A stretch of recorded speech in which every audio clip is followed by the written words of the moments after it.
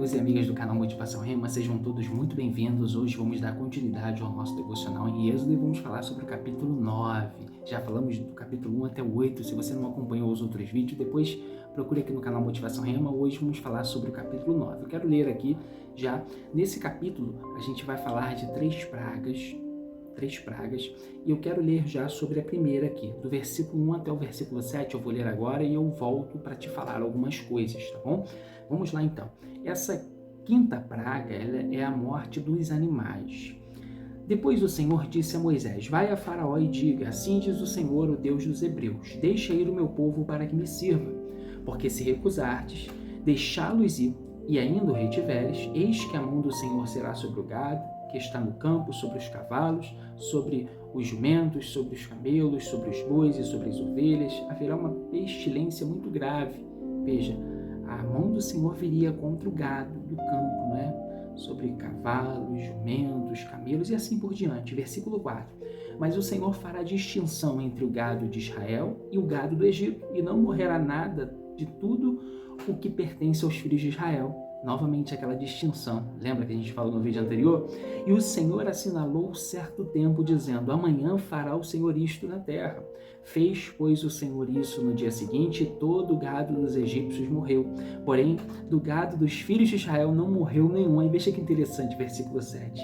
E Faraó mandou ver, e eis que do gado dos israelitas não morrera sequer um, mas o coração de Faraó se obstinou e não deixou ir o povo. O Egito aqui ele vai ter uma baixa violenta na economia, pessoal, porque os animais, eles faziam parte, né, da grande economia do Egito, e além de tudo, as pessoas vão ser feridas, né, de maneira religiosa, no seu ego, porque, na verdade, os egípcios, eles adoravam muitos deuses que eram representados por figuras de animais. Por exemplo, eu anotei aqui dois, se você puder anotar aí, anote. O deus Ptah, P-T-A-H. Ele era o deus da criação e era representado pelo touro vivo, veja só. E além disso, tem uma deusa que é considerada uma deusa mãe, chamada Hathor, que é H-A-T-H-O-R. Essa deusa mãe, ela tinha, né, na sua representação, cabeça de vaca ou fêmea com feições de vaca. Veja só, então vai ser um impacto violento para os egípcios. E mesmo assim, mesmo com tudo isso acontecendo, aquilo que Deus falou que iria acontecer, o faraó ainda fala, olha, vá lá e vê se não aconteceu nada mesmo com o gado dos israelitas, vai lá. E aí constatam para ele que nada realmente aconteceu. A diferença entre aqueles que serviam a Deus, aqueles que eram povo de Deus, povo escolhido de Deus, e aqueles que queriam viver segundo seus prazeres, segundo as suas vontades, segundo aquilo que acreditavam, que os afastavam até mesmo de Deus.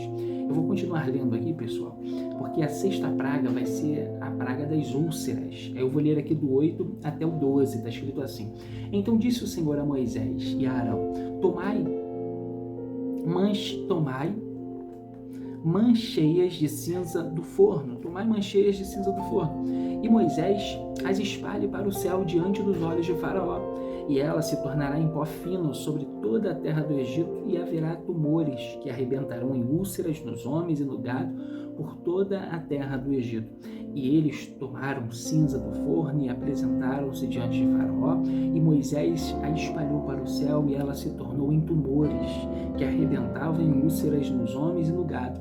Os magos não podiam manter-se diante de Moisés por causa dos tumores, porque havia tumores nos magos e em todos os egípcios. Mas o Senhor endureceu o coração de Faraó, e este não os ouviu, como o Senhor tinha dito a Moisés. Veja só, pessoal, mais uma praga, né? Agora é a praga das úlceras. Os homens, eles vão ter úlceras na sua pele, no seu corpo, e isso aqui vai ser algo que certamente marcou muito os egípcios, porque eles adoravam muitos deuses, inclusive divindades a quem eles atribuíam a cura, divindades que eles acreditavam que a cura era operada por essas divindades. Inclusive eles ofereciam muitos sacrifícios para essas divindades e até mesmo sacrifícios humanos, sacrifícios de crianças. em prol de cura, em prol de saúde, porque eles realmente acreditavam que a saúde perfeita vinha, a cura vinha desses determinados deuses. Eu quero te passar aqui o nome de um desses deuses, se você puder anotar aí, anote, que é Imhotep, I-M-H-O-T-E-P, Imhotep, que é o deus da medicina, era considerado o deus da medicina.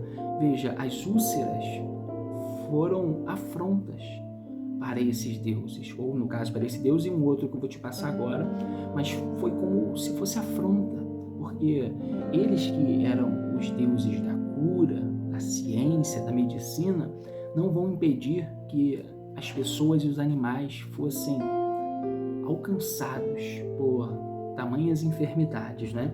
Aí o outro deus, se você puder anotar aí, anote aí, é o Thoth, T-H-O-T-H,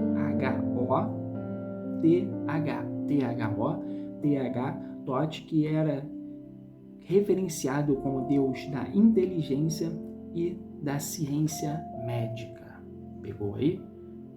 Thoth, deus da inteligência e deus da ciência médica. Vou continuar lendo aqui porque a sétima praga vai ser a praga da saraiva. Vou ler com você aqui, eu vou ler do 13 em diante. Então disse o Senhor a Moisés: levanta-te pela manhã cedo, põe-te diante de Faraó e diga: assim diz o Senhor, o Deus dos Hebreus, deixa ir o meu povo para que me sirva. Porque desta vez enviarei todas as minhas pragas sobre o teu coração e sobre os teus servos, sobre o teu povo, para que saibas que não há outro como eu em toda a terra. Agora, por pouco teria eu estendido a mão e ferido a ti e ao teu povo com pestilência, e tu terias sido destruído da terra. Mas, na verdade, para isso te hei mantido com vida, para te mostrar o meu poder e para que o meu nome seja anunciado em toda a terra. Que coisa forte, não é? Versículo 17. Tu ainda te exaltas contra meu povo, não o deixando ir? Eis que amanhã, por este tempo, farei chover saraiva tão grave, qual nunca houve no Egito desde o dia em que foi fundado até agora. Agora, pois, manda recolher o teu gado e tudo o que tens no campo, porque sobre todo homem e animal que se acharem no campo e não se recolherem à casa, cairá a saraiva, choverá fogo, né? E morrerão. Quem dos servos de Faraó temia a palavra do Senhor fez fugir os seus servos e o seu gado para as casas. Mas aquele que não se importava com a palavra do Senhor deixou os seus servos e o seu gado no campo. Então disse o Senhor a Moisés: estende a mão para o céu, para que caia saraiva em toda a terra do Egito, sobre os homens, sobre os animais e sobre toda a erva do campo na terra do Egito. E Moisés estendeu a sua vara para o céu, e o Senhor enviou trovões e saraiva, e fogo desceu à terra, e o Senhor fez chover saraiva sobre toda a terra do Egito. Havia, pois, saraiva misturada com fogo, saraiva tão grave qual nunca houvera em toda a terra do Egito, desde que veio a ser uma nação. E a saraiva feriu em toda a terra do Egito tudo quanto havia no campo, tanto homens como animais, feriu também toda a erva do campo e quebrou todas as árvores do campo. Somente na terra de Gósen, onde se achavam os filhos de Israel, não houve saraiva. Então Faraó mandou chamar Moisés e Arão e disse-lhes: esta vez pequei, o Senhor é justo, mas eu e o meu povo somos ímpios. Orai ao Senhor, pois já bastam estes trovões da parte de Deus e esta saraiva, e eu vos deixarei ir e não permanecereis mais aqui. Respondeu-lhe Moisés: logo que eu tiver saído da cidade, estenderei as mãos ao Senhor. Os trovões cessarão e não haverá mais saraiva, para que saibas que a terra é do Senhor. Todavia, quanto a ti e aos teus servos, eu sei que ainda não temereis diante do Senhor Deus. Ora, o linho e a cevada foram danificados, porque a cevada já estava na espiga e o linho em flor. Mas não foram danificados o trigo e a espelta, porque não estavam crescidos. Saiu, pois, Moisés da cidade, da presença de Faraó, e estendeu as mãos ao Senhor, e cessaram os trovões e a saraiva e a chuva não caiu mais sobre a terra. Vendo Faraó que a chuva, a saraiva e os trovões tinham cessado, continuou a pecar e endureceu o seu coração, ele e os seus servos. Assim, o coração de Faraó se endureceu e não deixou ir os filhos de Israel, como o Senhor tinha dito a Moisés. Aí aqui, pessoal, deixa eu já te passar para que eu não esqueça. Se você puder anotar aí, anote aí, por favor. Os deuses que foram, de uma certa maneira, destronados aqui, foi a deusa Nut, que é o N-U-T, que ela era considerada a deusa do céu, porque ela não vai, ela vai ser envergonhada porque ela não vai impedir que chovesse fogo e tudo fosse consumido, muitas pessoas, muitas coisas, muitos animais fossem destruídos. E além de Nut, que é a deusa do céu, tem também o deus Shu, S-H-U, que é o deus do ar e também Deus do céu. Eles foram destronados, envergonhados com essa praga. Mas eu gostaria, pessoal, de trazer aqui para você o seguinte, como uma palavra rema mesmo. O faraó, ele, quando estava em aperto, falava para o Moisés, não é? Moisés, vai lá, poxa, ora a Deus para cessar isso, que isso acabe, Moisés. Aí o Moisés orava, aquilo cessava e ele endureceu o seu coração de novo. É muito interessante isso, pessoal, porque ao longo da minha caminhada, ao longo da sua caminhada também, você pode ter visto pessoas que em momentos de aperto, elas se apegam em Deus. E não está errado. Elas têm que se apegar em Deus mesmo, têm que se aproximar de Deus mesmo, têm que buscar socorro, salvação em Deus mesmo. Mas quando a situação é resolvida, elas se afastam, viram as costas para Deus, não consideram aquilo que Ele fala mais. Às vezes a pessoa estava desempregada e Deus abençoa ela, responde uma oração, abre uma porta, libera uma causa na justiça e ela não honra a palavra dele. Então eu queria trazer isso para você, que você não seja essa pessoa, que quando está tudo ruim você chega para Deus, mas quando as coisas melhoram, você finge que nem conhece a Deus, finge que Deus não falou com você. E se você for uma dessas pessoas, poxa, se arrependa agora, eu vou fazer uma oração, aproveite para falar com Deus, fala assim, me perdoa, porque no momento difícil o Senhor estendeu a mão para mim e quando tudo melhorou, eu virei as costas. Vamos fazer uma oração, pessoal? Eu não estou aqui para te condenar, para te julgar, mas para te ajudar, porque isso é uma palavra rema, uma palavra revelada para a sua vida. Então vamos orar?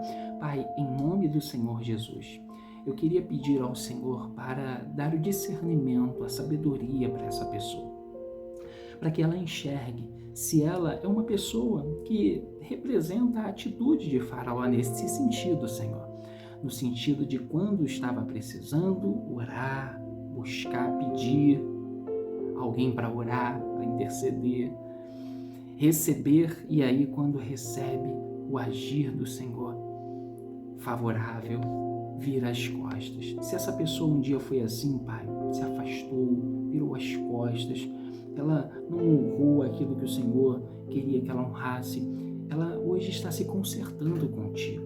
E eu quero pedir que tanto essa pessoa que estava nessa situação, como essa pessoa que está firme, está diante do Senhor, eu quero pedir a Ti, fortaleça essa pessoa, porque grandes coisas o Senhor tem para fazer. Além da salvação, que é o nosso maior bem, grandes coisas o Senhor tem para fazer em nossas vidas, mas que a gente não se perca, Senhor. Que assim seja feito, em nome de Jesus. Amém. Amém, pessoal? Sei que essa palavra falou contigo. Se você puder, compartilhe essa palavra com outras pessoas, porque vai abençoá-las. Se você não é inscrito no canal Motivação Rema, se inscreva. Deixe o seu like para que o YouTube recomende esse vídeo para outras pessoas. E até o próximo vídeo. Tchau, pessoal!